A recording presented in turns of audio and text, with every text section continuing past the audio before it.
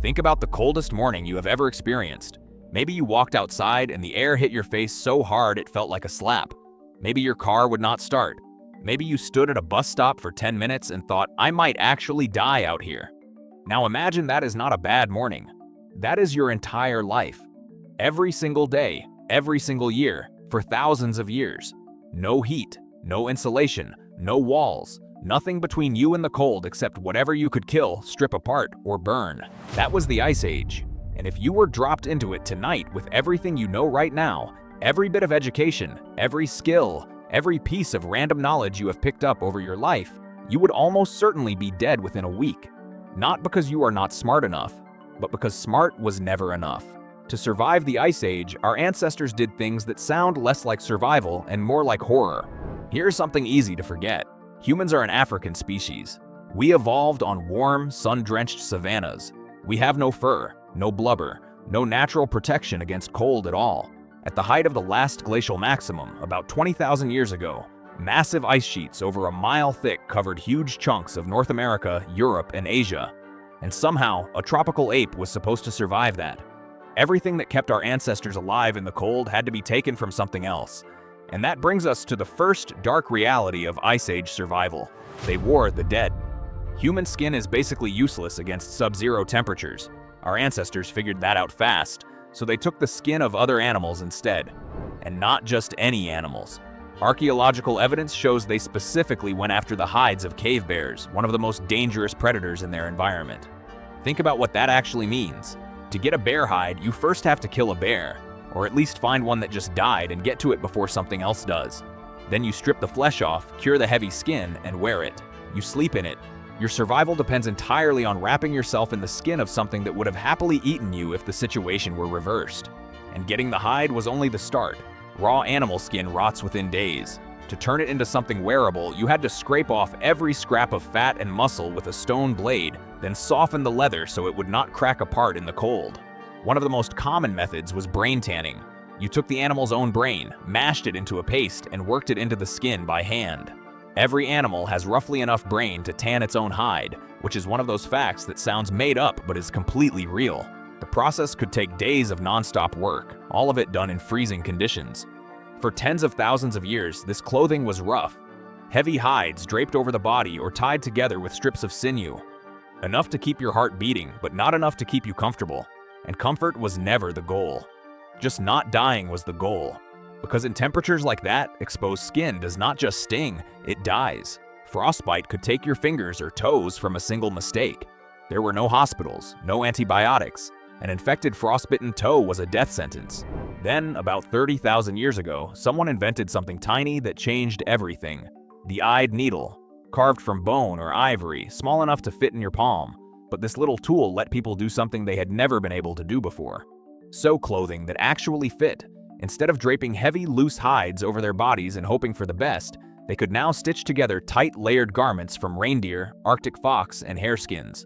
Layers designed to trap body heat and block the wind. It sounds simple, but fitted clothing created a tiny warm climate around the body, and that is the reason entire populations were able to push into parts of the world they never could have survived in before. A needle the size of your finger opened up continents. If you look at traditional Inuit clothing today, you can see the end result of this technology pushed to its absolute limit. Multiple layers, each one cut to fit the body precisely, inner layers with the fur facing in to trap heat, outer layers with the fur facing out to shed snow and wind. A system so effective that a person dressed this way can survive temperatures that would kill an unprotected human in minutes, all of it made possible by a bone needle. Of course, every coat, every glove, every boot meant another animal had died and a person had spent hours in the freezing cold, processing its hide with stone tools just so they could stay alive a little longer. Now, as humans pushed deeper into the frozen steppes, they ran into a new problem. In a lot of these landscapes, there were no forests to cut down for wood and no caves to hide in, so they needed building materials. And they used the only large, sturdy things available to them: mammoth bones. Across Eastern Europe, archaeologists have found the remains of entire structures built from mammoth skulls, ribs, shoulder blades, and tusks. One site near Mazirich in Ukraine contained structures made from the bones of roughly 150 individual mammoths. These were not random piles of bones. They were engineered. Jaws interlocked to form foundation rings, ribs lashed together as roof supports, Tusks arched over doorways. The whole frame was covered in hides, packed earth and turf to block the wind and trap the heat from a fire inside. People were building their homes out of skeletons. Picture falling asleep inside a dome made of skulls and ribs. Wind screaming outside, snow piling up against the bone walls. The fire in the center throwing shadows across jawbones and tusks. The only thing between your family and freezing to death in the dark is the skeleton of an animal that used to weigh 6 tons. For Ice Age people, this was not a nightmare. This was just where they lived. And then there is maybe the darkest theory of all. It is not about what they killed or what they built. It is about what they did to their own bodies. In a cave system in Spain called Cima de los Huesos, which translates to the Pit of Bones, researchers found fossils showing signs of extreme physical stress. Some scientists looked at the evidence and proposed something deeply uncomfortable. Ancient humans may have entered a state that looks a lot like hibernation.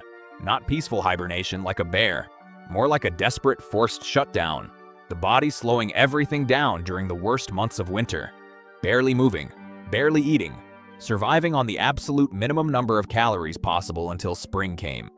Bone lesions at the site suggest severe seasonal interruptions in growth and chronic vitamin deficiencies. Exactly what you would expect from people spending months in dark caves doing almost nothing. This idea is still heavily debated.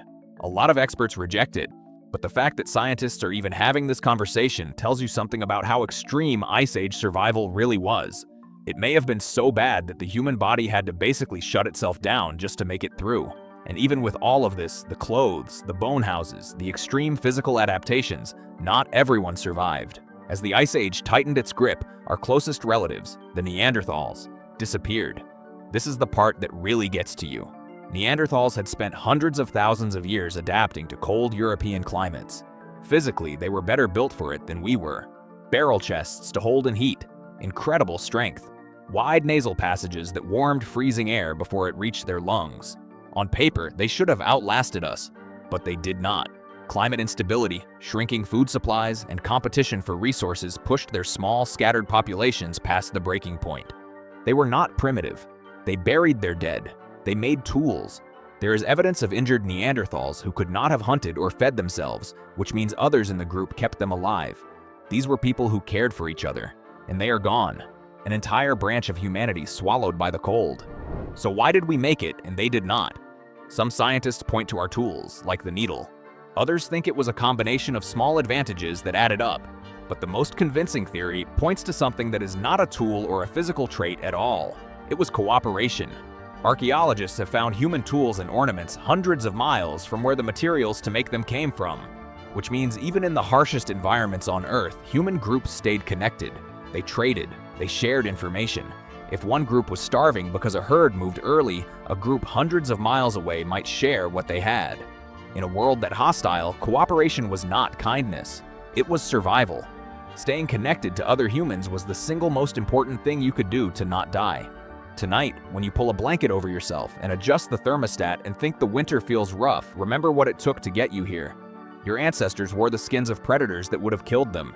They slept inside the skeletons of giants. They may have shut their own bodies down for months at a time.